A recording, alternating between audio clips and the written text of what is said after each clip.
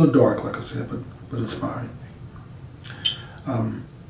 Next on our list is probably a couple of poems you probably have not heard of, but I like them nonetheless. This one's called The Man in the Arena. And really, it's a nice way of saying, don't be a hater. Don't be one of those people who sit back and criticize. Be a doer.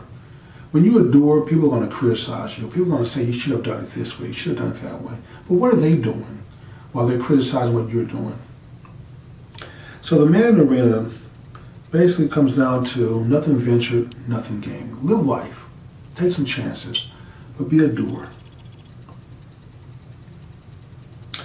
Let me see if I can get to it.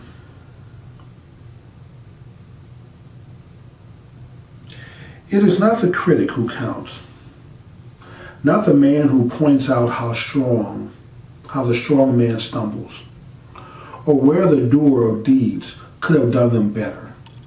Hayden. The credit belongs to the man who is actually in the arena, whose face is marred by dust and sweat and blood, who strives valiantly, who errs, who comes short again and again, because there is no effort without error and shortcoming. But who does actually strive to do the deed? Who knows great enthusiasm, great devotion? Who spends himself in a worthy cause? Who, at the best, knows in the end the triumph of high achievement?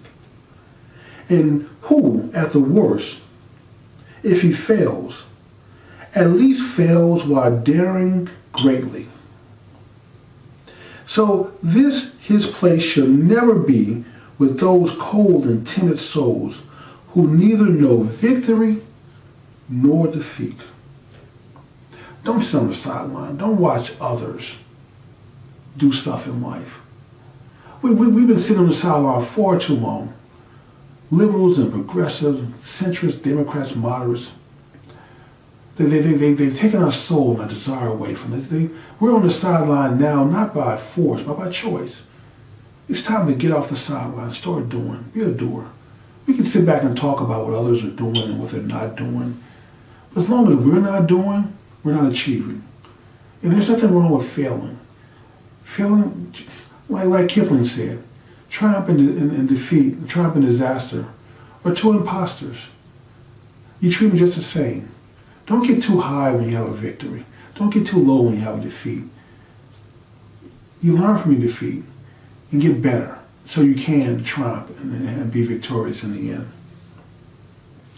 The next one here is, actually, believe it or not, I have a little trouble with the pronunciation. I'm gonna do my best. I'm probably gonna jack it up.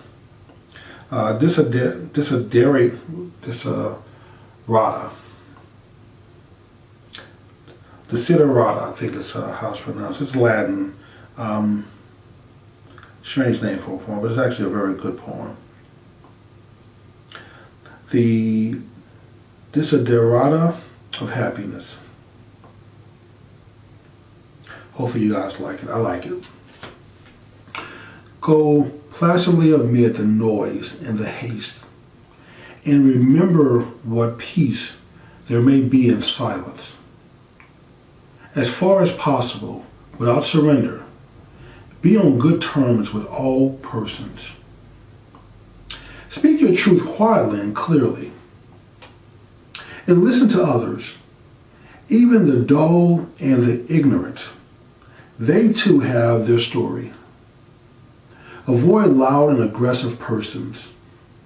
They are vexatious to the spirit.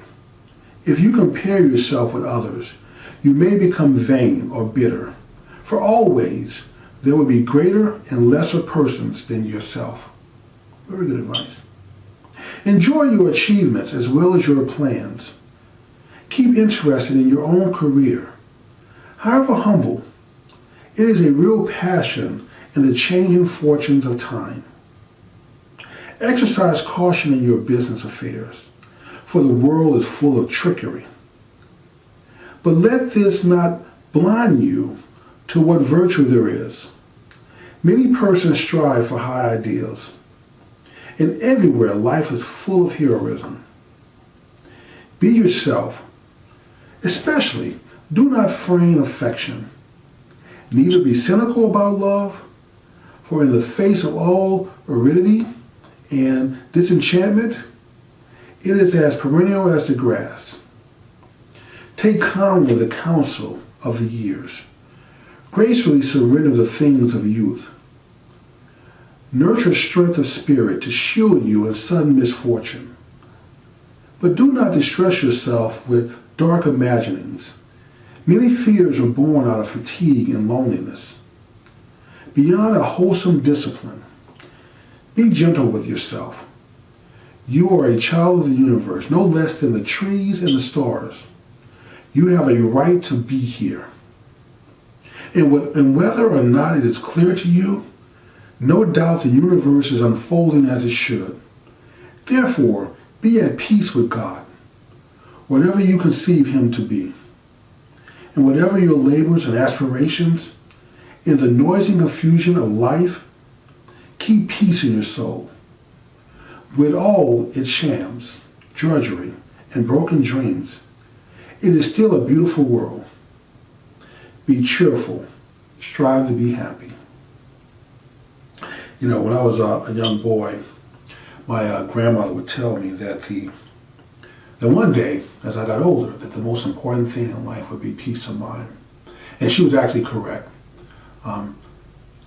I actually celebrate and enjoy having peace of mind. I can just sit back and relax and think and not be stressed out by things. There are times I just walk away from work, my business, and find some time for me to just relax and have peace of mind. Very important. The last poem I'm going to share with you today is actually another Kipling poem. It's a little deep, and I really would advise you. It's called The Gods of the Copybook Headings. And you really need to read it a few times. It's not going to sink in right away, at least for me. I'm a pretty smart person. I mean, not to brag or anything, but I do have a 168 IQ. Not just smart, but actually genius level. But you know, if you get a chance, go back and read some of these poems on your own. The Gods of the Copybook Headings. It's one of my favorite. I like If. I mean, but this is deep. So this is a little. If it's kind of inspiring. I like the work of Kipling. But the Gods of the Copybook Headings is deep, so it requires some thought. I'm going to share with you. As I pass through my incarnations in every age and race, I make my proper prostrations to the gods of the marketplace. Peering through reverent fingers, I watch them flourish and fall. And the gods of the copybook headings, I notice I'll last them all. We're living in trees when they met us. They showed us in turn that water would certainly wet us, as fire would certainly burn. But we found them lacking in uplift, vision, and breadth of mind.